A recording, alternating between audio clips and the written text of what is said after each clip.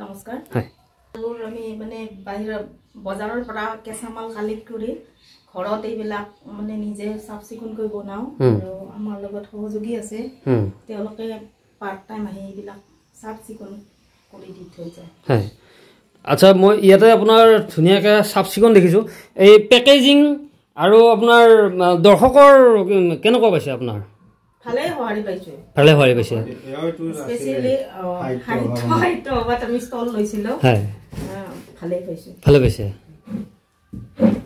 এইটো ঔটেঙা আচাৰটো এইটো গোল নেমু হয় এইটো আপোনাৰ 3 বছৰ মান হৈ গ'ল হয় এইটো এইবাৰ প্ৰথম কৈ কৰা প্ৰথম আৰু ভিতৰত আছে আমাৰ হয় বহুত পুৰণা আৰু এইটো মছলা দি পেলাই কৰা হয় এইটো ইয়াত আপোনাক দেখুৱাব নোৱাৰিম মছলা দিয়াটো আমি কোনো তেল নিদিয়াকৈ আমি নেমু টেঙা এটা বনাও হয় অকল নিমখত দিয়াটো বেলেগ মছলাৰ বেলেগ আপোনাৰ তেল দি এইটো এটা বেলেগ আছে প্ৰসেসিংবোৰ বেলেগ হয় এনেকুৱা আছে আৰু এটা আছে আমাৰ আমৰ যেটো আমি কলা বেহৰেৰে বনাও স্পেশালি সাধাৰণতে বগা বেহৰ ইউজ কৰা হয় কিন্তু আমি এইটো অকল কলা বেহৰ ইউজ কৰিছো কলা বেহৰেৰে বনাইছো আৰু এইবোৰটো আছে আপুনি দেখিছে হয় বস্তুবোৰ আৰু দেখুৱাইছো মই গোটেই সম্পূৰ্ণ পৰিৱেশটো এইটো হল পেকেজিঙৰ এইটো অলৰেডি দোকানত যাব কাৰণে ৰেডি হৈ গৈছে এইটো ৰেডি হৈছে খালি এটা পেকেজিংটো খালি এটা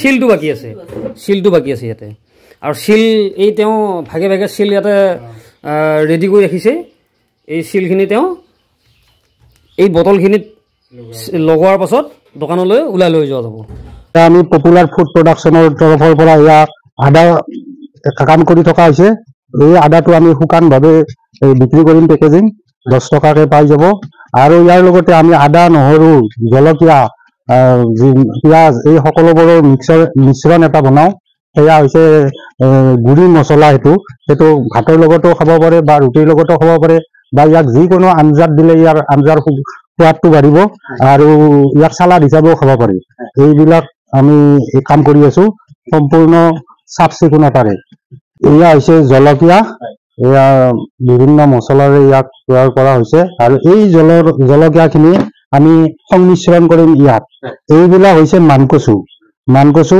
শুকাই লোৱা হৈছে শুকাই লৈ ইয়াত কাম কৰা হৈছে এইটো মানকচুৰ আচাৰ হ'ব এইবিলাক আমি ইয়াত মিশ্ৰণ কৰি দিম এয়া হৈছে মানকচু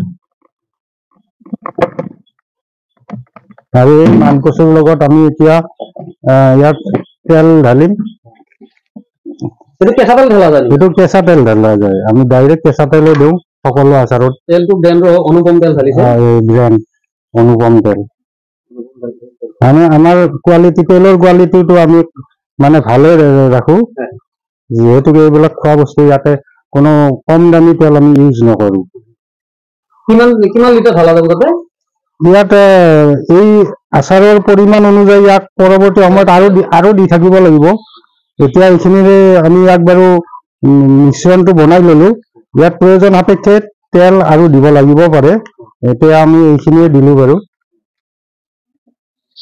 আৰু ইয়াত আমাৰ কালাৰৰ সলনি এয়া আমি বিটৰ গুড়া ইয়াত আমি কিছু দি দিম ইয়াত কালাৰটো আহি যাব ৰংচোৱা কালাৰ আহি যাব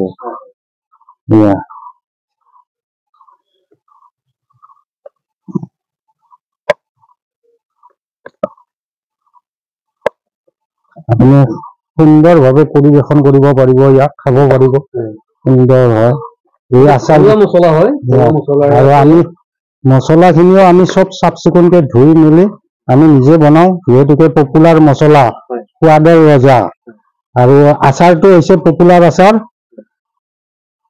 আপোনাৰ আহাৰৰ লগত এই আচাৰবিধ থাকিলে আপোনাৰ ভাত খাত সুস্বাদুৰে ভাত সাজ খাব পাৰিব অধিক সুস্বাদু হ'ব আপোনাৰ আহাৰ যদিহে লগত থাকে পপুলাৰ আচাৰ এই দৃষ্টিভংগীলৈ আমি আগবাঢ়িছো আৰু ইতিমধ্যে ইয়াৰ সোৱাদ পাই মানুহবিলাকে পুনৰবাৰ আমাৰ ইয়ালৈ আহে আচাৰ আৰু মছলা নিবলৈ যিহেতুকে আমি সম্পূৰ্ণ ঘৰুৱা পদ্ধতি আৰু চাফ চিকুণতাৰে কামবিলাক কৰো সুন্দৰ কালাৰ আহি গৈছে এইবিলাক হৈছে নহৰু।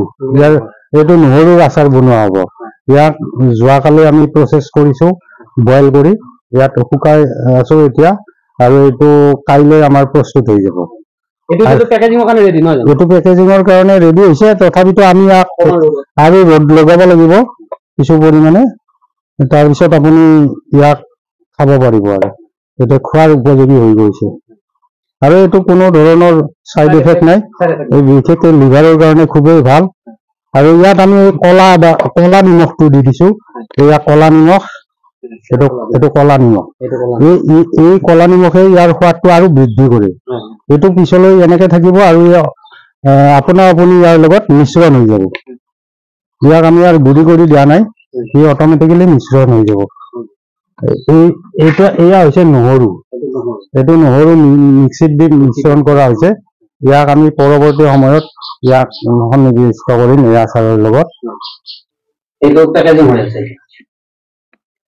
এইটো কেঁচা জ্বলা আৰু সৰিয়হ, এইটো আমাৰ পেকেজিং কৰি আছো এতিয়া।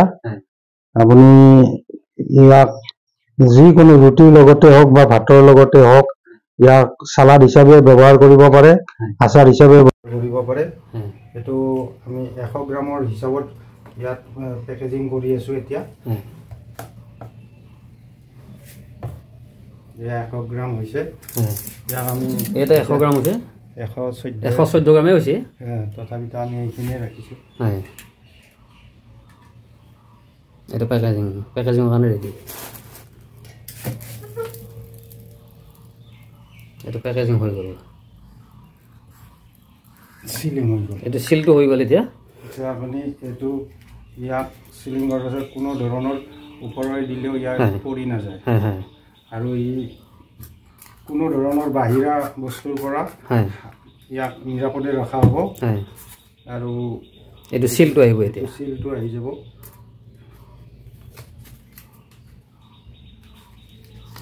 এইটো চিলটো লগাই দিলে, আচ্ছা, এইটো ফিনিচিং হৈ গ'ল। ফিনিচিংটো হৈ গ'ল। এইটো আমৰ আচাৰ এতিয়া পেকেজিঙৰ কাৰণে ৰেডি হৈ আছে। বিভিন্ন ধৰণৰ আচাৰ ইয়াতে পোৱা যায়। নামে যাৰ পপুলাৰ আচাৰ, সোৱাদৰ ৰজা। আমৰ আচাৰ আমি পেকেজিঙৰ কাৰণে ৰেডি। ইও আমি 100 গ্ৰাম হিচাপতে পেকেজিং কৰিছোঁ। পৰৱৰ্তী সময়ত কাৰোবাৰ লাগিলে আমি বেছি পৰিমাণে দিব পাৰোঁ। অৰ্ডাৰ থাকিলে দিব পাৰে, আমি দিব পাৰোঁ। কিন্তু আমি বটলিঙৰ যিটো পেকেজিং 100 গ্ৰাম, 250 গ্ৰাম তেনেকুৱাকৈ। আৰু আপোনাৰ বটলিঙত কিমানকৈ আহিব? এইটো 100 গ্ৰামত এইটো 50 টকা, 100 গ্ৰামত 50 টকা, 250 গ্ৰামত আপোনাৰ 100 টকা। আচ্ছা, 250 গ্ৰামত 100 টকা।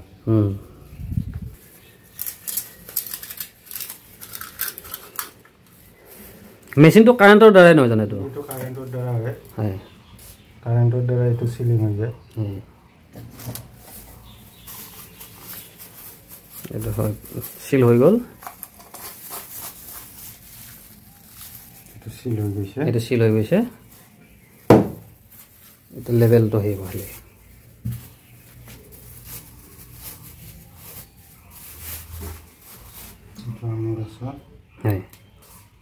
এতিয়া আমাৰ ষ্টিকাৰটো আহি গ'ল।